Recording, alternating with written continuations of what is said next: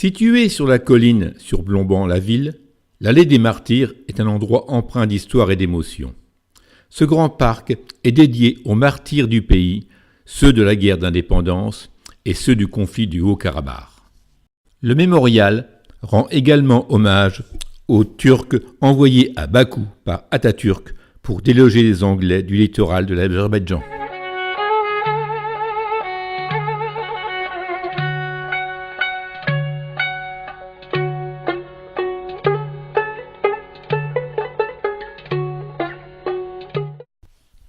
Les Flame Towers.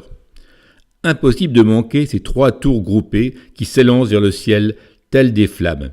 Elles symbolisent les origines zoroastriennes de la Terre de Feu.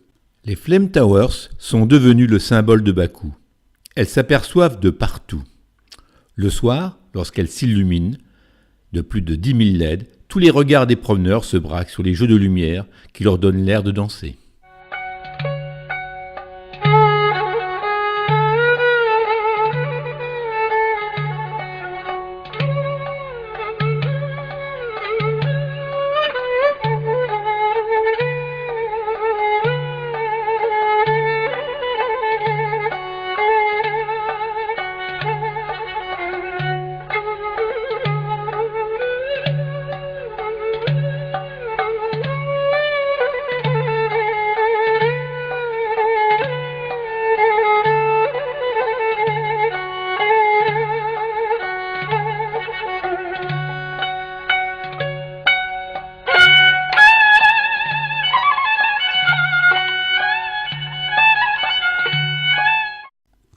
Les balcons suspendus se retrouvent dans les différents pays de Transcaucasie. Prolongement de l'habitation, et sont les lieux privilégiés des soirs d'été.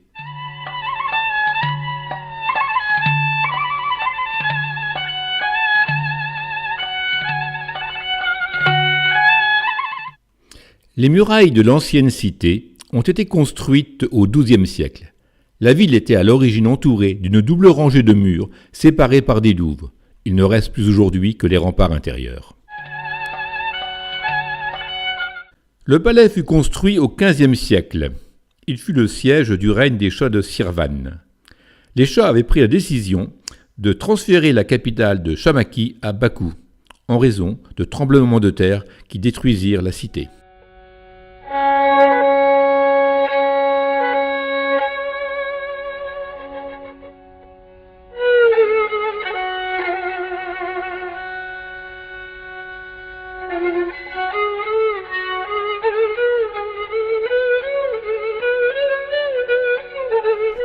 Fragment de la citadelle oubliée de Sabaïl. Elle se trouvait sur une île dans la baie de Bakou. En 1306, un fort tremblement de terre causa une élévation du niveau de la mer. Elle disparut. À partir de 1722, le niveau de la mer commença à baisser et l'île réapparut.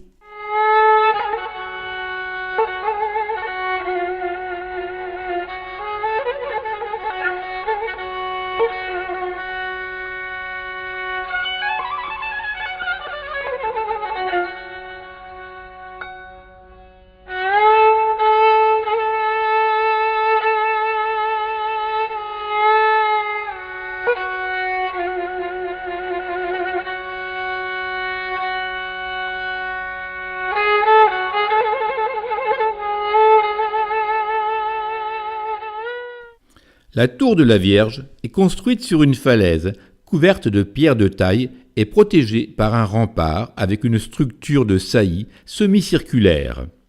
Le nom du monument est assez fréquent dans les régions turcophones et vient probablement du fait que la tour n'a jamais été envahie.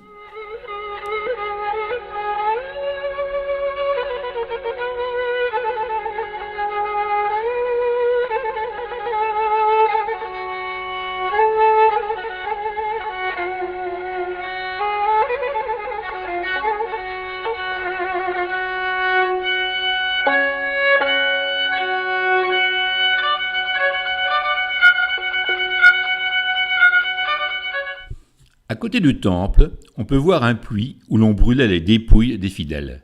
Sur les côtés se trouvent les salles de prière.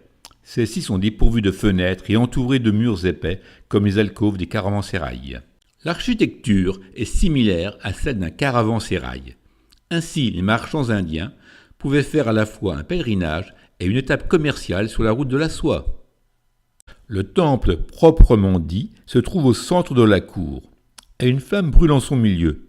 À l'origine, il s'agissait d'une flamme naturelle issue des poches de méthane souterraines. Le pied d'une colline flambe de manière continue depuis des siècles. L'incendie est dû à l'arrivée en surface de méthane.